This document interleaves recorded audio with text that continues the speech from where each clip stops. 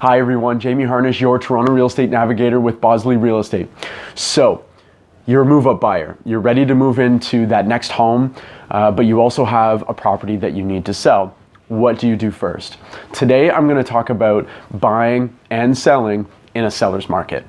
So the traditional thinking is that you would buy your property first and then you would sell. And why is that? A seller's market is indicated by low inventory levels, which would increase the competition amongst buyers, and there's usually a time of rapid price growth. Think of spring of 2017, where bidding wars were rampant and people were losing out on multiple offer nights as buyers over and over and over again. So the idea is that buying is the hard part, but when you go to sell, you're selling hopefully under the same conditions under which you bought, so the sale of your home would be the easier part.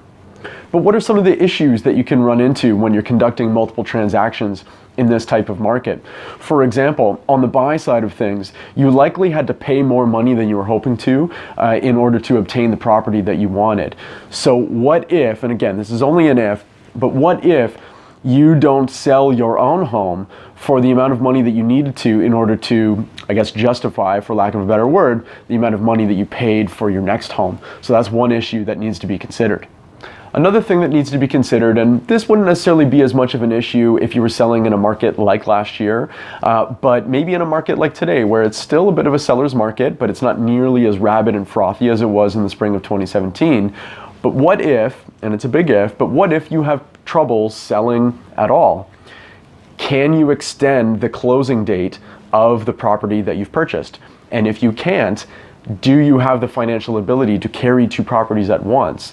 Would your lender even let you do that? My suggestion would be to have a conversation with your lender before you even get to that point to see if that would be a possibility and to see how long you could, or they would let you, carry two properties at once.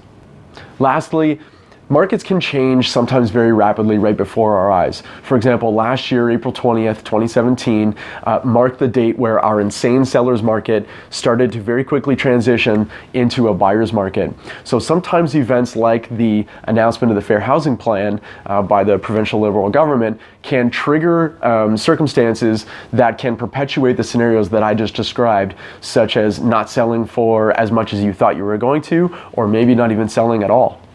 Now, don't get me wrong, normally in a seller's market, buying first and then selling usually ends up working out fine and all is well.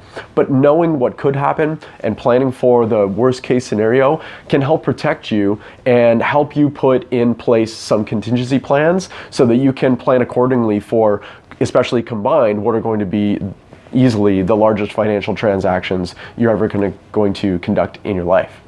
My next video is going to go over buying and selling in a buyer's market. So if you'd like to know when that's released, please like and follow my page. And as always, thank you so much for watching, and I hope to see you next time.